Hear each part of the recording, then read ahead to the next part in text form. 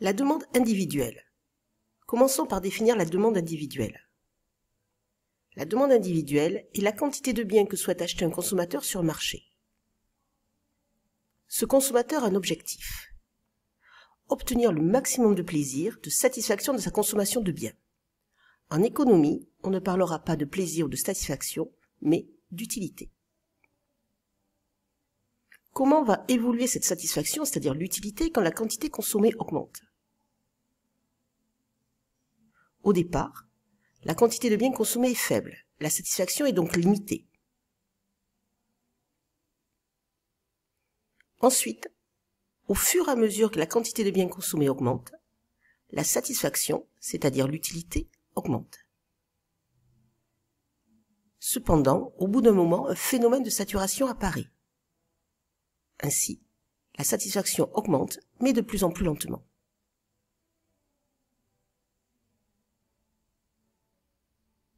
Ainsi, à partir d'un certain seuil, la satisfaction peut même diminuer.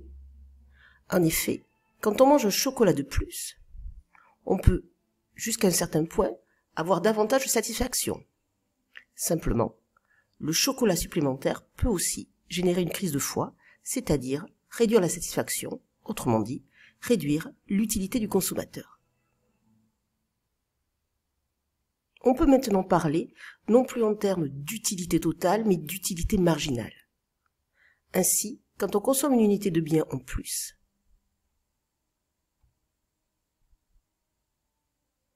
l'utilité marginale ou la satisfaction supplémentaire diminue.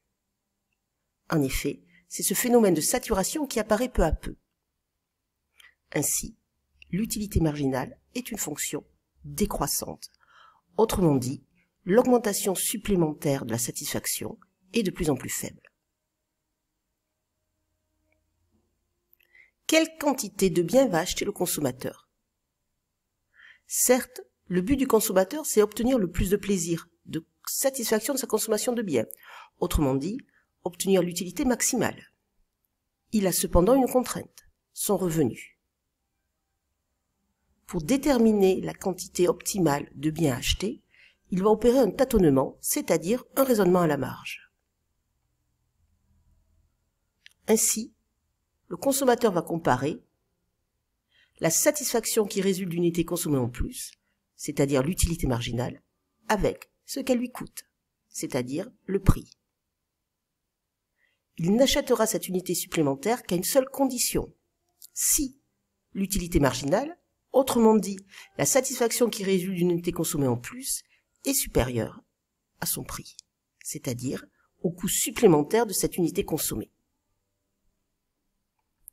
Or, on l'a vu, quand on consomme une unité de bien en plus,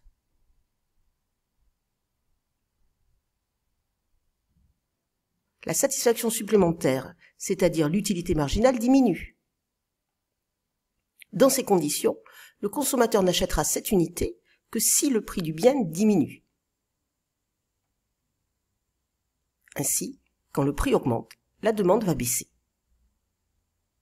Mathématiquement, on va dire que la demande est une fonction décroissante du prix. La pente est donc négative. Le prix influence donc l'achat des consommateurs. Cependant, l'influence du prix est différente selon le type de bien.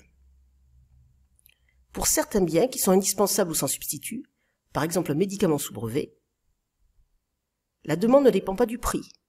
Quel que soit le prix, on est obligé d'acheter ce produit.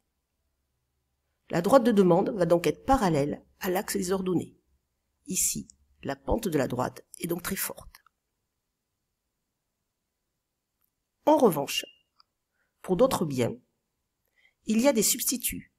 Ils paraissent aussi moins utiles, par exemple une place de cinéma que l'on peut remplacer par l'achat d'un livre. Dans ce cas-là, la demande dépend fortement du prix. La droite de demande est alors parallèle à l'axe des abscisses.